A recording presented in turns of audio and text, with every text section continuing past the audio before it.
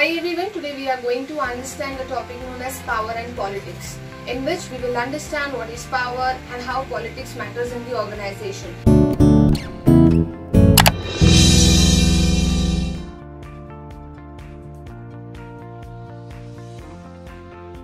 Both power and politics has the influence on the organizational behavior because it has an impact on the behavior of the employees. So it becomes very essential part to understand power and politics in organization behavior as well as in human resource management. Power is understood in imposing one's behavior on the others. It means if a particular person known as A is in power, he will use his power to influence the behavior of the person known as B, and then Mr. B will only act according to the wishes of A.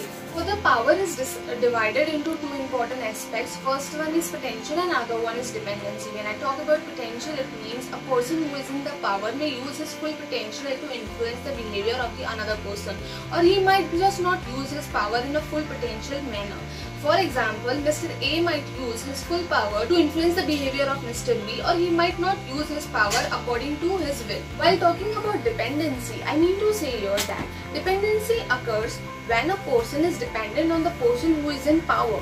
Okay, because he has certain reputation or certain situation in which he has a powerful position.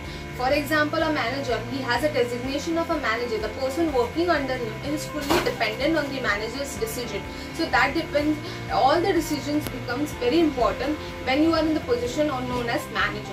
Let's understand effects of power basis. Now different organizations have different effects of power which does not go in the isolation. So manager has to deal with different types of power and the effects on it. So first one is the resistance. The employees start resisting to the power when the manager uses his power in an inconsistent or an arrogant manner, in which there will be a conflict in the members, there will be a conflict in the team, and hence employee will resist to do work. So a manager has to be very careful while he is meeting with the customers, or he is meeting with his employees, or he is dealing with the employees or the team members, because resistance may have an impact on the employees. Compliance. When I talk about compliance, I mean to say here, the employee may comply with all rules and regulations but may not pay full additional efforts towards it. Now this is because there might be some issues within the organization. The employees are not properly rewarded for their work, and hence they will not give their full compliance to the activity they are told. The next point here is commitment. When I talk about commitment, I mean to say here that employee with full committed to his work will give his 200% and dedication towards the work. Now here the power of reward system plays a very important role, because once the employee is recognized for his work, he will give his more efforts towards that work and more commitment towards it. Now let us talk about politics. Now politics is an integral and unavoidable part in the organization. In whichever organization you go and work as an employee, you have to deal with this one word known as politics. We also known as this word as office politics. Okay, whichever organization level you are, you have to deal with this type of policies known as politics. It is basically seen in the higher organizational level. Let's understand political tactics used to get power. So first is social exchanges. When I talk about social exchanges, it means if I do something good for somebody or I help somebody else, in return that person has to help me for the same thing. It means exchanging the good for good. And it gives you power also, because you are networking with another person, you are helping another person in that particular situation, so that that person is obliged to give you back in the case you are in also a problematic situation.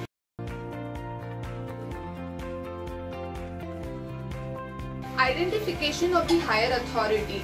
It means a political technique used when you are networking with a person who is in the higher designation level in the organization. Here you are trying to do a networking with that person, so that person can help you in the future, and that person can help you as a mentor, because you want to pursue your career using his experience under his guidance. Let's understand selective services. Now selective services are basically when an employee tries to give this support to the person to whom he knows about. For example, if employee A knows employee B as a networking or a communication done before, so he will give his services better and less time consuming as compared to the Mr. C. Here I mean to say, if you have a supporter in the organization or a team, you will give your feedback or support to that person in less time as compared to the another person. Networking plays a very important role in the organization as well as in the team when you are performing your work. Networking means a communication between two persons or the interaction you are doing, because in the organization when you are working with a group of people, it is very essential to do a networking with the people. Now it can be done by interaction, it can be done by sharing personal thoughts, it can be some interest generating things which you have in common, and you can have a network with those. Now it does not depend only in the group which you belong to, it may be some other team member, some other department person also. For example, a manager joins the group of his boss or the club of his boss which his boss is associated with. Let's understand what are different causes of political behavior. Research has been found that there are various causes of political behavior, and it depends on the outcome of the individual as well as organization. So under that, the first point is self-monitoring. When I talk about self-monitoring, it means assessing yourself. Once you know that you are capable for handling the political behavior of yourself, you can influence the behavior of the another person. So next point is locus of control. Now individual who thinks that their internal locus of control is in their control, so they can influence and manipulate the situation in their favor. Your locus of control plays a very important role. Once your locus of control, your internal locus of control is in your favor, you have full control on your emotions, you can manipulate the another person's behavior. Investment in job. If you are committed towards your job and you have given full efforts in doing your work properly, you will get a good result in future. Your politics will not affect you because you are involving yourself and you have invested your talent in that particular job or performing that particular duty. Job alternatives. An individual gets into a political behavior in illegitimate form when he has alternative job options, when he knows he is in the position to get more alternatives for his work, so he possesses that skills and knowledge, so he can use that contacts and possess another type of job also, and he has contacts outside the organization also. So this plays a very important role in office politics. Expectation of success. Your individual who knows that involvement in political behavior will give him greater success, then he might get involved in that talks. If not, he will not get involved in that particular talks. Now, expectation of success like promotion, appraisal, if it gives benefit to the employees will get into a political behavior. If not, he will not do it. Let's understand organizational factors. There are some factors who promote the political behavior within the organization. So the first one is declining resources. When I talk about declining resources, I mean to say your allocation of resources plays a very important part in the organization. Sometimes employees may be threatened because their workload is so much or their workload is very less.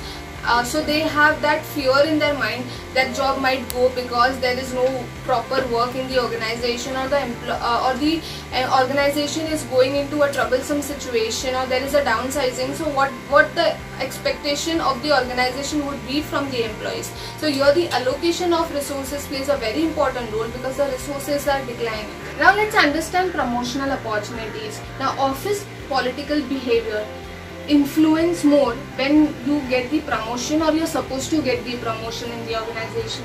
Now there are many employees working in the organization, your group also, your colleague will also get promoted, and you might be in the fear that you might get promotion or you might not get the promotion. So your political behavior plays a very important role. You have to use certain techniques so that you get a praise as compared to your competitors or your colleague. Low trust. Now in the organization behavior, if you trust less, if you have less control over the organization behavior towards your work, it means you do not trust your manager while promoting you. There will be a political behavior more in yourself, as well as the organization may also feel that you are feeling very unsecure in the organization because you do not trust the policies of the organization. Role of ambiguity. When I talk about role of ambiguity, if an employee is not clear about his roles and responsibility, there will be ambiguity in the organization.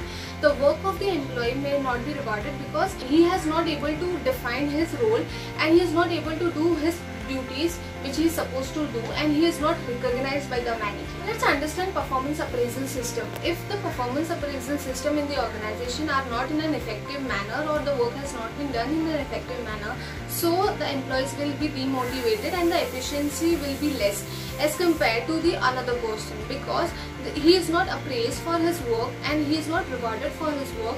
How will he work for another type of activity in the same organization?